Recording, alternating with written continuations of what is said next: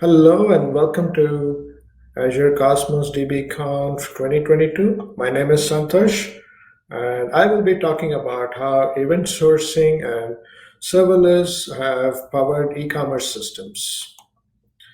Today's agenda is pretty simple. We'll talk about why e-commerce is complicated, talk about some modern principles like event sourcing, caching, serverless, change data capture, and others that help alleviate these issues. And we'll kind of do a short demo encapsulating all these concepts. So let's start with e-commerce. So this is a typical online shopping cart. This has been around for over 2 decades, pretty much looks the same on most e-commerce websites. The customers browse the website. For electronics, they filter by laptops and then land on this page. It may or may not show some recommendations. The item availability is served via an API. When the customer checks the e-commerce website, it cannot be done and it can't take too long to load. That's because the customer's website is just a tab away. So as a result, e-commerce websites often have to have serious SLAs. So think of 4 nines SLAs, 1 hour downtime, and they also have to have faster speeds, faster response speeds. So think about 300 milliseconds loading time or less. I'll dig into a small piece of functionality of this website and talk about how this is served by some of the concepts that we discussed. So let's say the customer wants to buy a laptop. The general process here is the customer adds the laptop to the cart. When the customer is ready to check out, they set the delivery address and pay for the laptop. Now, most e-commerce systems really don't reserve a laptop for you until you go to the checkout page. So let's freeze at this point in time and say we are about to check out. Is the laptop still available? Or is it available at a nearby store? Or is it going to be at a warehouse? Did someone else snatch up the laptop at the last moment?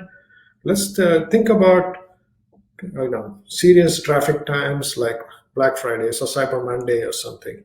How do these systems work in those cases? So we'll take a simple e-commerce reference architecture. Most people are probably familiar with eShop on containers, which is on the Microsoft architecture website. It's a pretty awesome architecture for small to medium businesses. So you have identity microservice, you have catalog microservice, ordering microservice, and so on. But when it comes to larger e-commerce systems, each of these individual components can get way more complicated. So let's drill into the catalog and ordering microservice for this particular example. So in a lot of legacy systems, you often see that the catalog services often use relational databases.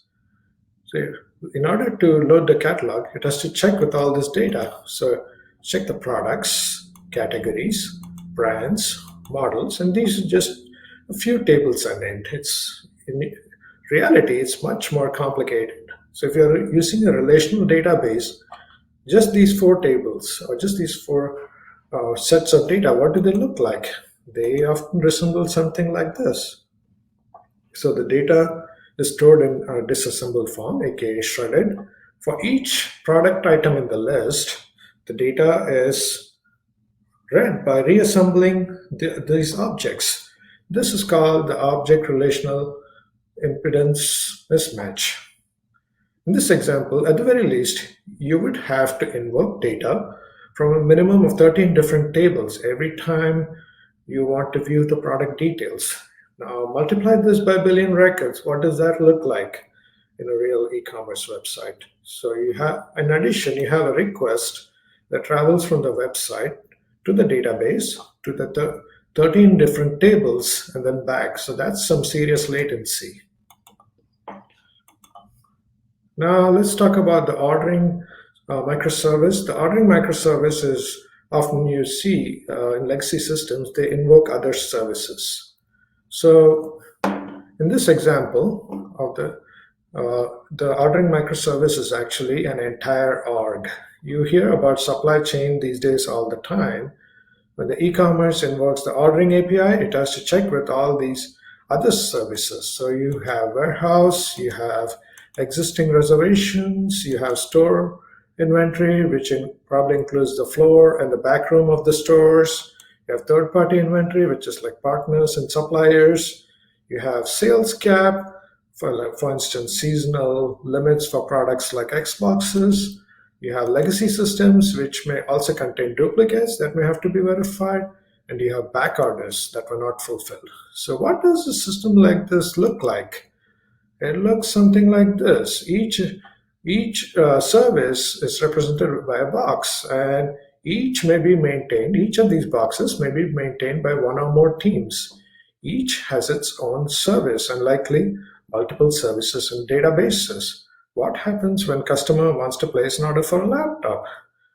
They call the ordering API, which actually branches out and does a whole bunch of calls. So for instance, you may make a call to the warehouse inventory, not find any matches, go to the store inventory and also have to check against reservations and back orders just to make sure that the item is available. And it has to go back and do the third parties and legacy systems anyway. And then when all of this is said and done, it has to check the sales caps. So you can see that we are making multiple API calls, often synchronously, just to compute one answer. So what happens in this scenario is that each of these services becomes a single point of failure. Let's say the system has 99.9% uptime and 300 millisecond latency, which means that every subsystem must have better uptime and better latency. So think about 5 nines of uptime and latencies less than 50 milliseconds. That makes maintenance really expensive. Additionally, for each call, each of these services needs to work correctly. Even if one service goes down, you risk giving the wrong answer to the customer, which is often worse than giving no answer at all. Okay, one service can take down the entire system. These are hard to test. Testing the dependency tree is not an easy task. You can do unit tests on small sections of the system, but doing integration tests for this type of dependency tree is a nightmare. Speaking of the state, the current state is stored in a distributed manner. It's stored in each system individually. So each system may have a relational database that stores the current state, and these have to be mutated in place. And we are assuming that to get all of these, there'll be no outages and everything stays up all the time. So let's take an example. You're making a call, I check the warehouse, is checking the store, and while checking the store, the reservation API went down. How does the system respond to such a scenario? So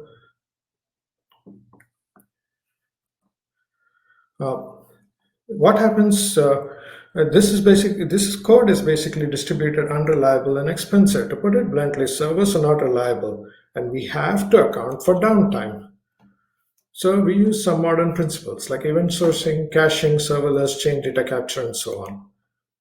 So in this case, what we're doing is instead of synchronous API calls, we're switching to asynchronous message and log-based communication. The vision here is that the systems communicate with each other using messages.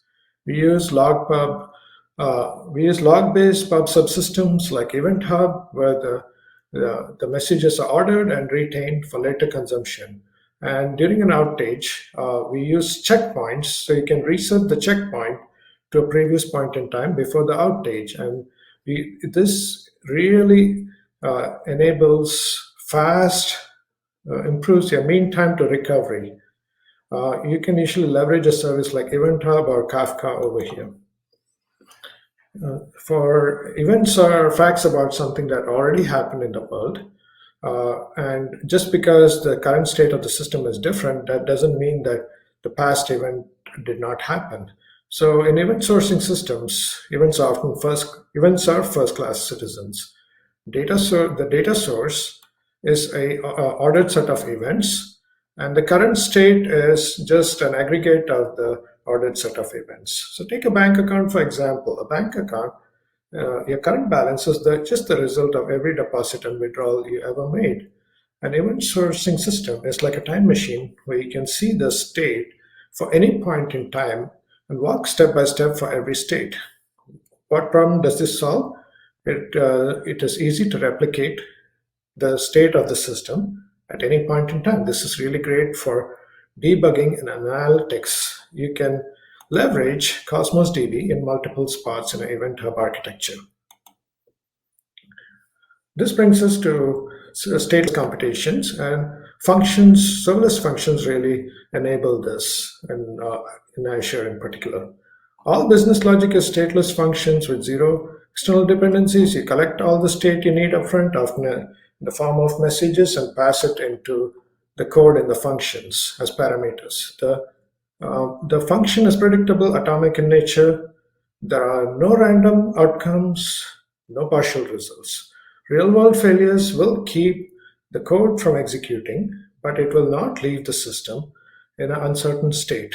The domain logic is easy to test, and integration tests are often just connections between two different services, which are fairly easy to test. So functions are great because they are atomic in nature, they're scalable, and the integration code is abstracted away. So you're getting some state values. You pump them into the function. The function runs the calculations and provides results. And this is idempotent. It happens every time. So once the business logic is complete, then you have to write the data. So we follow a principle called write once. You write the data to the source of truth. But you cannot write the data to the database and then notify downstream consumers in the same process about these changes. Because what happens if the process fails?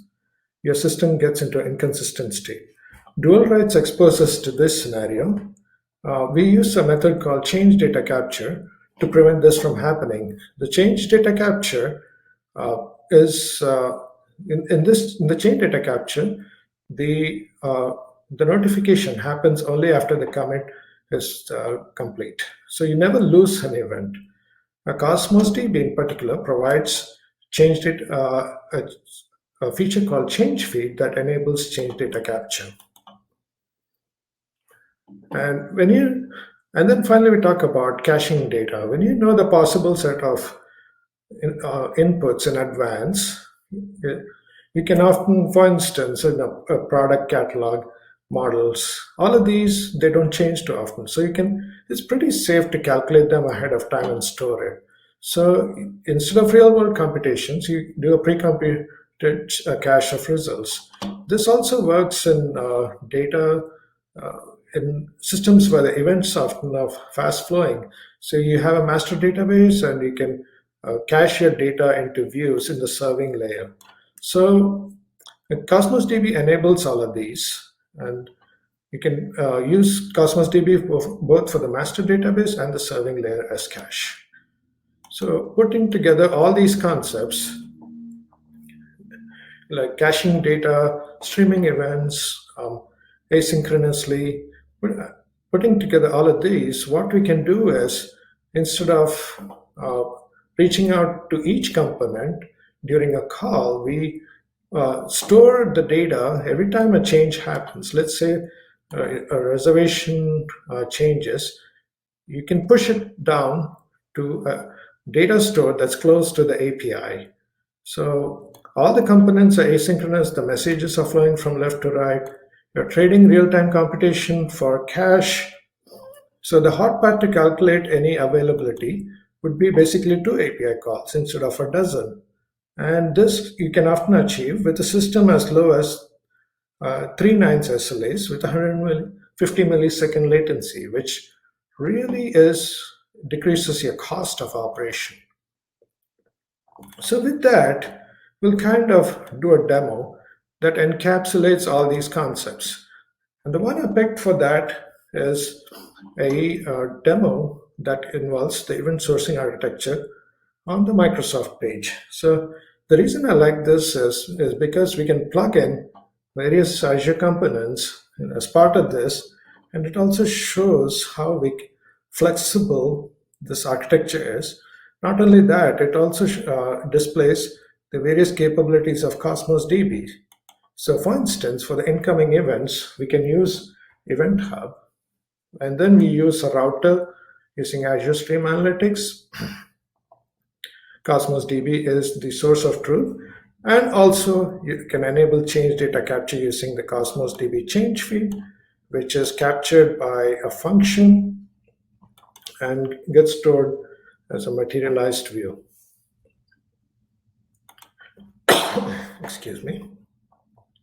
So with that, I will jump into my code. So I want to show the data that gets generated for this. So I am using a library called Bogus. This is a simple console application, and I'm generating inventory data, which includes location, count, inventory type, manufacturer, and action type. Action type includes ship or sale. If it's ship, then I'll reduce it from the inventory, and if it's stock, I'll add it to the inventory. So with that, let's go ahead and run this one. So when I run this one, it will generate a bunch of events, and where these events go to is they are pointing to an event hub. So I'm sending this to an event hub. So basically I'm generating all these fake data, and I'm using the event hub client, and for each of the item in the data I just send it to the event hub. So this event hub, as you can see, I have a resource group. The resource group has a event hub, it has a stream analytics function, and Cosmos DB. So this is my event hub. My event hub will receive the data, and it has something called a consumer group. So what I'm going to do is I have a stream analytics service, and I'm going to connect my stream analytics service to the event hub. So my stream analytics service is connecting to the event hub, and then I can query the incoming results from the event hub, and I send it to the output of my stream analytics service. The output of my stream analytics service connects to a Cosmos DB instance, and in this case, it's a collection called inventory collection. So as you can see, my inventory collection has data that has been provided from this from my sample console application. Now, as data comes into this Cosmos DB collection, I have a Azure function that's running in the background, and this Azure function, let me reduce this. This Azure function, what it's doing is it's reading the incoming data, and based on the type of action, whether it's stock or ship, I add or subtract it to my catalog. So then I insert the data, and that data goes into my catalog collection. So that is a very simple example of how Cosmos DB, a very simple but powerful example of how Cosmos DB is in particular enabling event sourcing architecture and a lot of the modern concepts like the change data capture, caching, and so on. So with that, I will end this demo, and you can always get in touch with me on my LinkedIn or Twitter, and hopefully you get to implement some of these concepts in your e-commerce systems. Thank you very much.